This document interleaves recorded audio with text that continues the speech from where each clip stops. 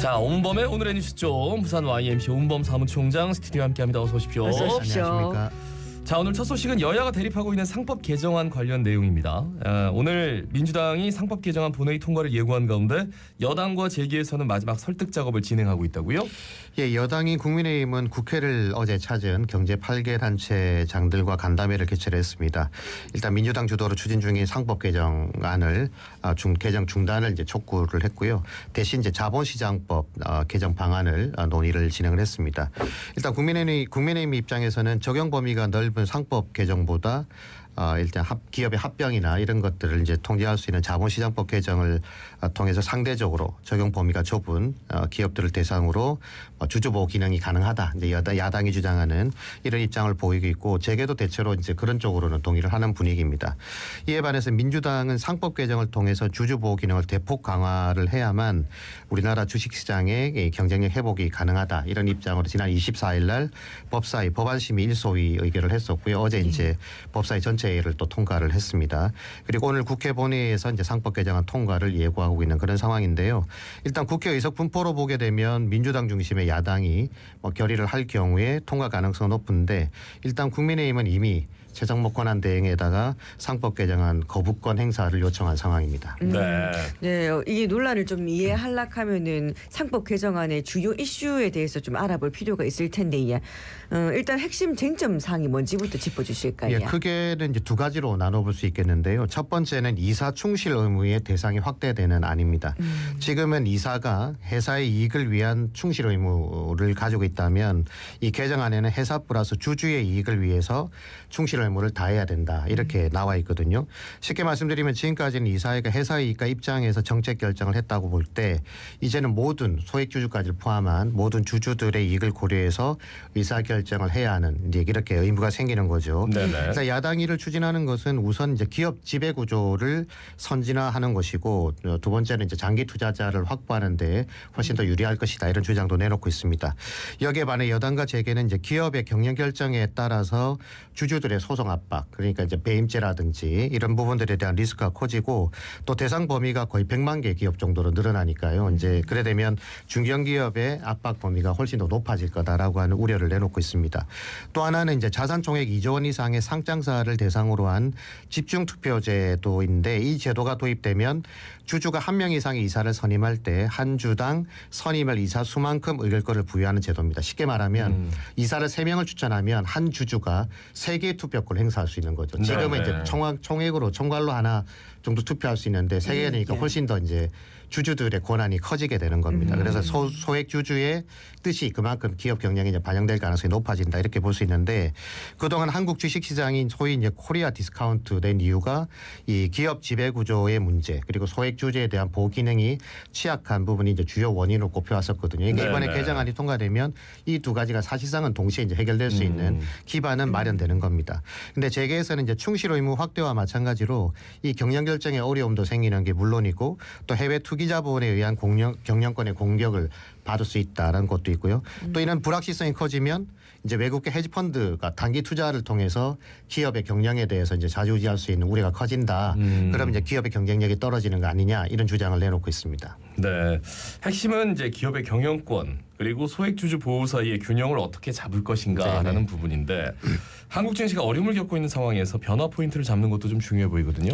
그러니까 지난해 코스피 이제 주가 순자산 비율을 보니까 0.84%였는데요. 이게 역대 최저 수준이었다고 합니다. 근데 반대로 국내 투자자들의 미국 주식 거래 대금이 5,100억 달러. 그러니까 이게 역대 또 최대치를 기록했다거든요. 그러니까 국내 우리 주식시장에 대한 우리 국내 투자자들의 신뢰가 높지 않다는 걸 그대로 보여주는 부분이고 또 금감원도 이제 한국 증시 이탈이 심화되게 되면 이 성장성에 위협이 될 가능성이 높다는 전망도 함께 내놓고 있는 상황이거든요. 그러니까 결국 투자자 입장에서 보면 이익이 보장되지 않다 보니까 이탈은 불가피하고 투자처를 이제 해외로 옮기는 상황이 되는 거고요. 그런 점에서 이제 기업의 투자자나 아니면 이제 주주 보호 의무를 강화하는 것은 굉장히 중요해 보이는 포인트인 건 분명합니다. 근데 이제 기업의 입장에서 보면 이 소송 리스크가 커지게 되잖아요. 네네. 그러면 뭐 기업을 합병하거나 뭐 통합을 해야 될 상황이 왔을 때 이제 하기가 좀 쉽지 않아지는 거고 또 소액 주주들의 입김이 커지면서 이제 만약에 경영의 어떤 뭐 실적이 떨어지거나 했을 경우에는 또 소송이 걸릴 수 있는 그런 위험들이 있는 거죠. 네. 그래서 이제 굉장히 새로운 투자는 물론이고 이제 보수적 판단에 의해서 이 경영 자율성의 훼손 우려도 높다라고 하는 주장을 그래서 계속 내놓고 있는 겁니다. 또 하나가 이제 앞서 얘기했던 집중 투표제 같은 경우에 미국이나 일본 같은 경우에는 의무화로 도입을 했다가 지금은 다 이제 취소하고 다시 자율성을 돌려놓은 그런 상황이거든요. 그러다 보니까 이게 지금 우리 현실에 맞는가라고 하는 검토도 좀 필요해 보이는 부분도 있고 그래서 이제 기업의 투명성 또 주주 보호를 통한 우리 주식 시장의 이제 경쟁력을 어떻게 높일 거냐라고 하는 판단이 좀 필요해 보이는데 이게 이제 상법 개정이 실제 더 유리한 것이냐 아니면 이 자본시장법 개정만으로도 충분히 그런 기능이 보호될 수 있을 것이냐라고 하는 것에 대해서는 사실 지금 다 명함이 있는 거니까 쉽게 네네. 장담하기가 어려운 부분이 있습니다. 네. 그래도 아무래도 지금 좀 그나마 바람직한 거는 여야는 물론이고 재계가 이 법 개정에 대해서 좀 생산적인 협의를 하는 게 필요하지 않을까 싶은데야. 그러니까 오늘 본회의에서 통과가 되면요 이미 여당이 거부권 행사를 주문하고 있지 않습니까? 예. 그러다 보면 최상목 대행이 지금 앞선 거부권 행사를 했을 때 내세웠던 명분이 하나 있습니다. 여야 협의가 부족하다. 그러니까 지금 여야 협의가 안 되고 있는 상황이기 때문에 아무래도 이제 이 거부권을 행사할 가능성이 훨씬 높다라고 봐지는 거고요. 네. 결국 재해결을 해야 되는데 이 상황에서 이제 여야가 이 국가 경제 또 기업의 경쟁력 제고 또 주식시장을 활성화시키는 것도 중요한 과제 아니겠습니까? 그러면 이 생산성 있게 논의를 해야 된다는 건 너무나도 원칙적이고 당연한 이야기인데요.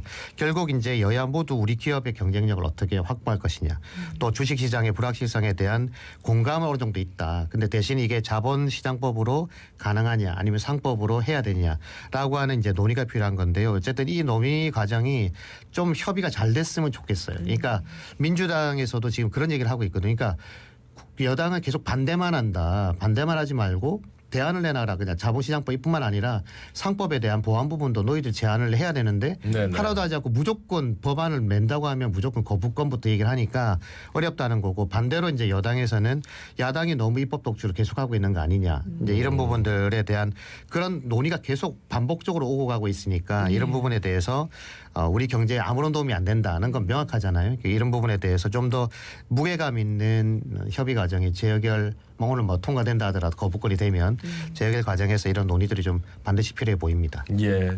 그만큼 많은 국민들이 우리 주식시장과 해외 주식시장에서 이렇게 명함이 갈리는 모습들 때문에 많이 고통받고 네. 또 기쁨도 얻은 분들이 있는데 왜 우리나라는 안 될까라는 고민들이 굉장히 컸고 거기가 이런 이제 상법 개정안으로 터져 나온 건데 글쎄 이게 거부권이 되는 당분간은 이제 또 수면 아래로 가라앉지 않을까라는 생각도 드는데 어쨌든 이런 공론화 과정은 좀 필요한 것 같습니다. 네네.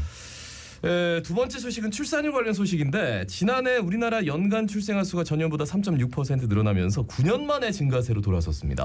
예, 통계청이 발표한 자료에 의하면 지난해 우리나라 출생아 수가 23만 8,300명, 전년보다 8,272명이 늘었고요. 부산도 출생아 수가 늘었습니다.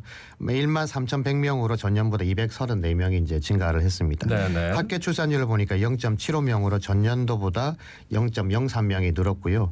OECD 회원국의 합계 출산율보다는 여전히 낮은 수치입니다. 평균 합계 22년 기준으로도 합계 출산율 1.51명이거든요. 그러니까 절반 정도 못 있다고 볼 수 있는데 이제 반등은 분명히 반가운 소식인데 2022년도 전체 출생아 수가 24만 9,186명. 그러니까 늘었다 하더라도 2022년 기준으로 보면 이제 한 10,000명 정도가 적은 거죠.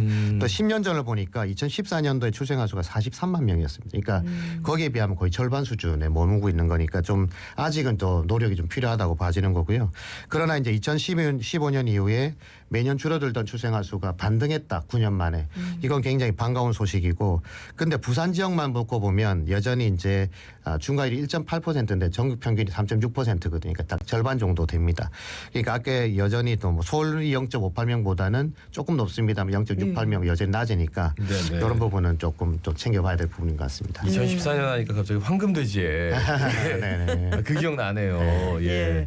어쨌든 그래도 여전히 아직 갈 길은 좀 멀어 보이긴 한데 출산율 반등이 보여주는 시그널은 분명히 좀 긍정적으로 느껴집니다. 출산에 대한 인식 변화도 그렇고 또 정책 지원 효과도 있다고 봐야 될까요? 그러니까 인구 감소에 대한 우려는 우리나라뿐만 아니죠. 세계에서도 대한민국을 주목하고 있는 상황인데 네네. 그러니까 다양한 정책들이 그래서 나와 있는 건 사실입니다. 그러나 여전히 출산율을 올릴 수 있는 이 체계적 정책 구조인가는 조금 더 점검을 해봐야 될 부분이 있는 것 같고요.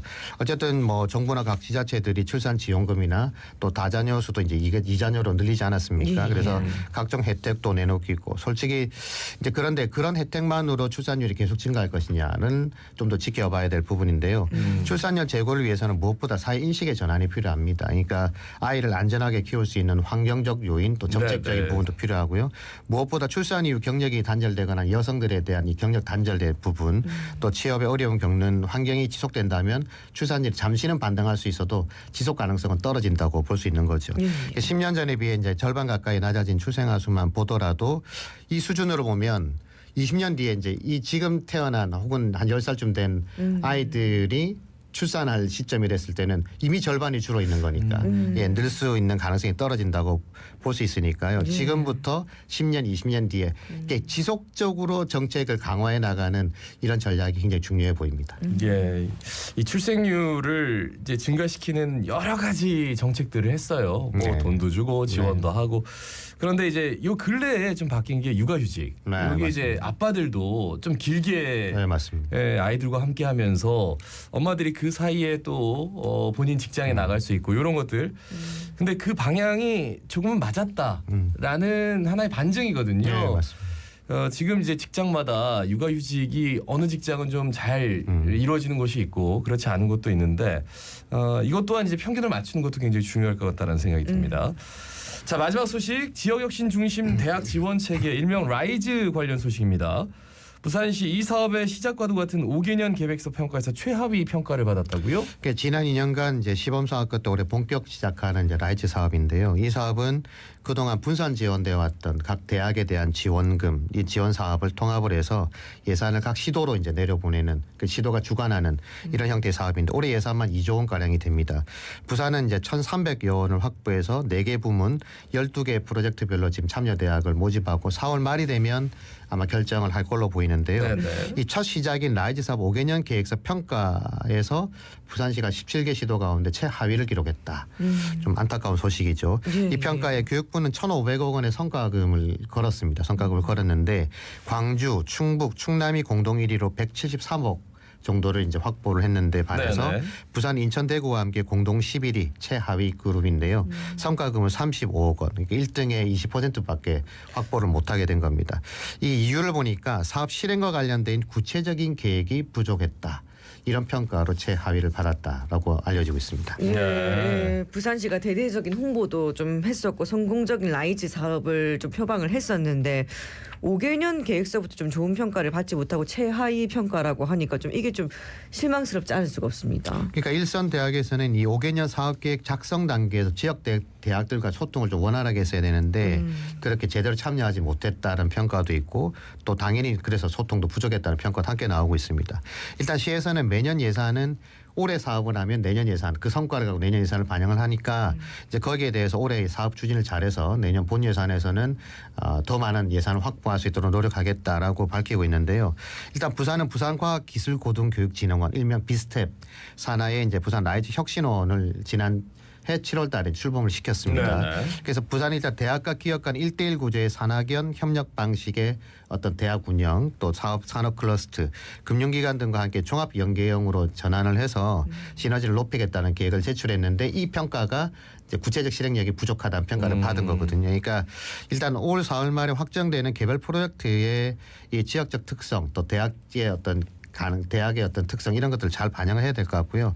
어쨌든 지역 기업과 대학 또 산업이 함께 잘 성장할 수 있는 토대를 이 라이즈 사업이 사실 또 얼마 동안 지속될지도 모르거든요. 정권이 바뀌게 되면. 그러니까 일단 사업이 투입될 때 많은 성과를 낼 수 있도록 노력을 해야 된다. 그러려면 이 라이즈 혁신원뿐만 아니라 시가 더 주도적이고 더 면밀한 소통 구조를 가져갈 필요성이 있어 보입니다. 예, 말씀 잘 들었습니다. 고맙습니다. 네, 고맙습니다. 감사합니다. 예, 지금까지 부산 YMCA